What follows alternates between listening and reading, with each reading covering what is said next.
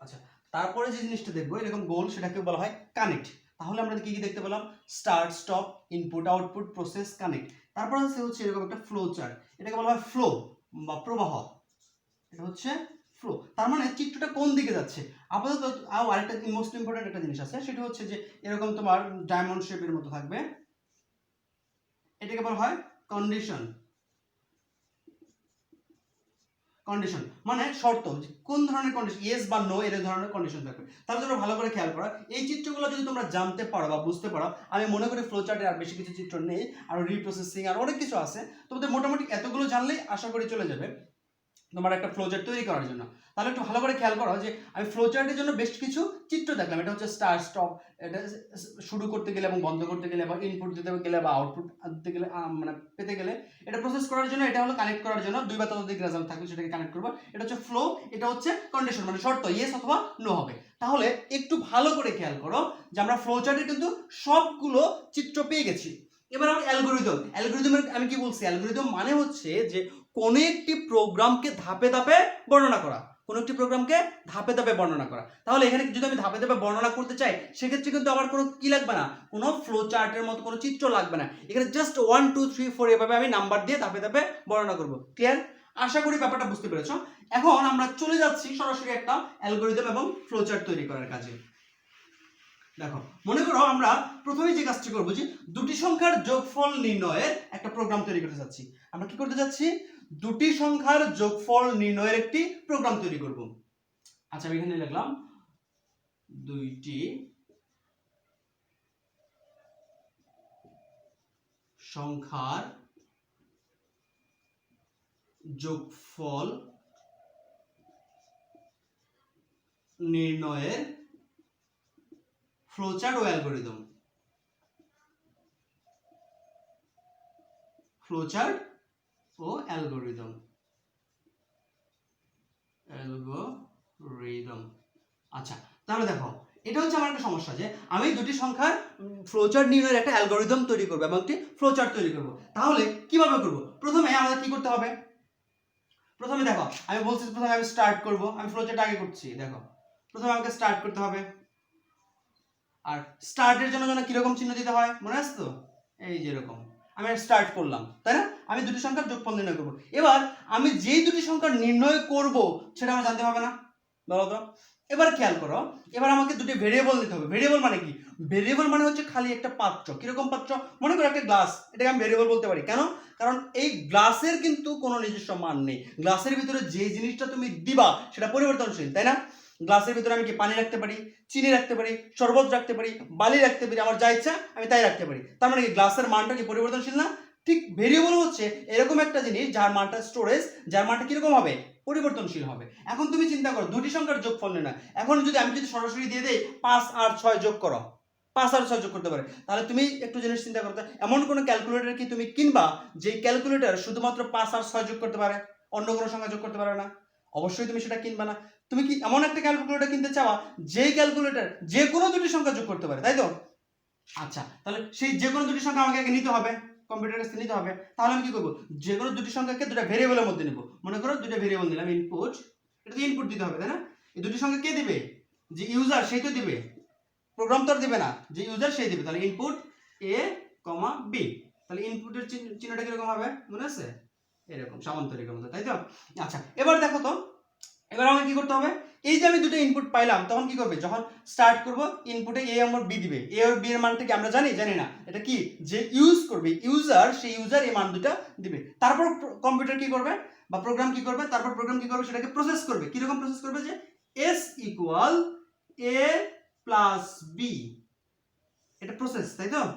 তার মানে কি এই দুটো s মানে কি? s মানে হচ্ছে সামেশন, সামেশন মানে কি? a প্লাস b, এই দুটোকে যোগ করে যে মান হবে সেটা s এর মধ্যে নিয়ে আসবে। এরপর কি করবে? এখন কম্পিউটার ক্যালকুলেটর মনে করো তুমি দিলা ক্যালকুলেটরের ভিতরে 5 আর 6 যোগ করতে, সে যোগ করলো, যোগ করার পর সে চুপ করে বসে রইলো, তোমাকে রেজাল্ট দেখাইলো না বা আউটপুট দেখাইলো না, তাহলে কি তুমি সেটা কিনবে? কিনবে না।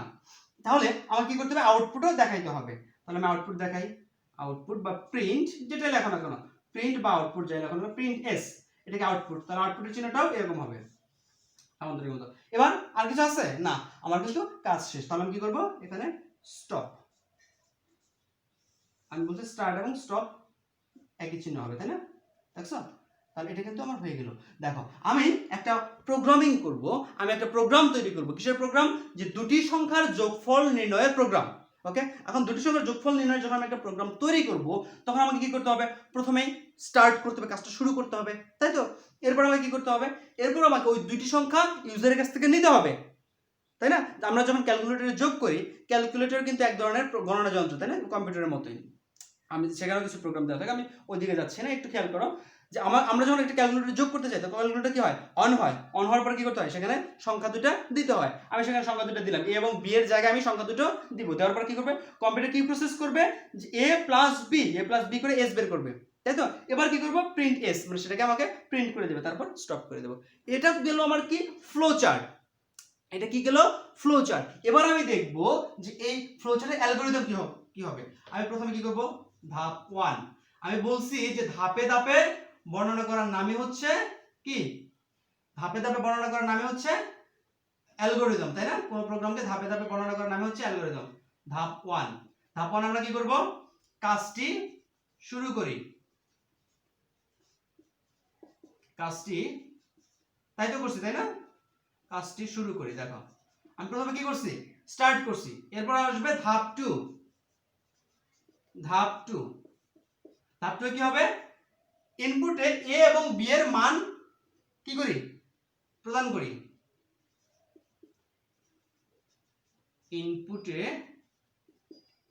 এ ও বি এর মান প্রদান করি।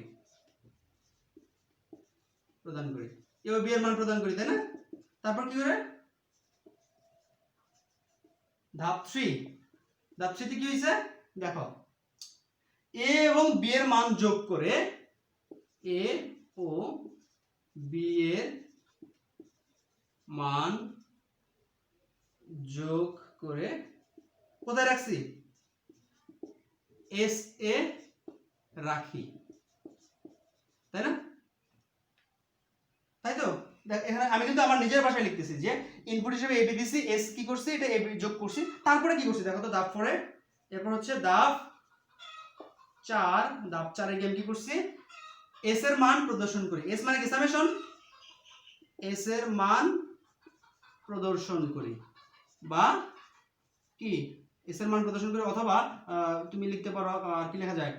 যোগফল প্রদর্শন করি। তারপর ধাপ 5 এ কি হবে? ধাপ 5 এ হচ্ছে কাজটি শেষ করে দিছি না? হ্যাঁ, কাজটি শেষ করি। ঠিক আছে? তাহলে দেখো আমি কিন্তু সুন্দর করে একটা দুটি সংখ্যার যোগফল নির্ণয়ের একটা অ্যালগরিদম এবং একটা ফ্লোচার্ট করে ফেললাম। এখন যদি বলা হয়তো তিনটি সংখ্যার যোগফল নির্ণয় করো, তাহলে আমরা কি করতাম বলো তো? আমি এখানে জাস্ট ভেরিয়েবল আরেকটা বাড়ায় এ বি সি নিয়ে নিতাম, তাহলে আমি এবিসি নিতে পারতাম, তাই না? দেখো এই যে একটা আমি ফ্লোচার্ট করছি, start processing, input processing output, এই যে একটা করছি, এটা দ্বারা আমি মিনিমাম 7টা ফ্লোচার্ট করতে পারবো। বিশেষ হচ্ছে না? এটা দ্বারা কিন্তু আমি মিনিমাম 7টা ফ্লোচার্ট করতে পারবো। কিভাবে করতে পারবো? দেখো আমি যখন এই ফ্লোচার্টটা তৈরি করছি, এখন দেখো এখানে যদি আমার 3টা ভেরিয়েবল থাকতো এ বি সি, আমি কিন্তু করতে পারতাম এ বি সি, তারপর আমি এ প্লাস বি প্লাস সি, এর শুধু সি দিয়ে দিতাম, এখানে কিন্তু আমি প্লাস সি দিয়ে দিতাম, তাহলে কিন্তু হয়ে যেত। আবার যদি বলা হয়তো দুটি সংখ্যার গড় নির্ণয় করো, গড় কিভাবে নির্ণয় করে? যে এ প্লাস বি বাই 2। যদি বলতো তিনটি সংখ্যার গড়, তাহলে a plus B plus C by 3। তাহলে আমি জাস্ট এখানে এবিসি দিতাম, এখানে average equal a plus B plus C by 3, print average stop. বোঝা গেল? এটা দ্বারা কিন্তু আমি দুটি সংখ্যার গড় নির্ণয় করতে পারবো, তিনটি সংখ্যার গড় নির্ণয় করতে পারবো, তিনটি সংখ্যার যোগফল নির্ণয় করতে পারবো, বিয়োগফল নির্ণয় করতে পারবো, অনেক কিছু করতে পারবো, ঠিক আছে? এবং এটা দ্বারা সেলসিয়াস ফারেনহাইট আমি তৈরি করতে পারবো, নির্ণয় করতে পারবো যে একটা সেলসিয়াস ফারেনহাইট থাকলেও সেটা দ্বারা আমরা কিভাবে তৈরি করতে পারি। তো আজকে আমি যতটুকু বললাম এতটুকুনি থাক, এতটুকুর মাধ্যমে তোমরা একটু খেয়াল করো যে আমরা অ্যালগরিদম এবং ফ্লোচার্ট কিভাবে তৈরি করি, এবং এখানে আমরা কিভাবে একটা প্রোগ্রাম তৈরি করতে পারবো। আমি কিন্তু এটা প্রোগ্রাম তৈরির আগের বিষয়টা, কোডিং এর আগের বিষয়টা, ডিজাইন যেটা আমি প্রোগ্রাম তৈরি ধাপ সময় যে দেখাইছিলাম সেখানে কিন্তু প্রোগ্রাম ডিজাইনে আমরা আসছি প্রোগ্রাম, এরপরে কিন্তু কোডিং, তাই না? তাহলে আমরা আগে ফ্লোচার্ট এবং অ্যালগরিদমগুলো দেখছি। তাহলে আশা করি সবাই বুঝতে পেরেছো। নেক্সট ক্লাসে আমরা এই ফ্লোচার্টের মাধ্যমে, এই ইনপুট প্রসেসিং আউটপুট ফ্লোচার্টের মাধ্যমে আমরা আরো কিছু প্রোগ্রাম আমরা দেখব, ঠিক আছে? ততক্ষণ পর্যন্ত ভালো থাকো সবাই, আল্লাহ হাফেজ।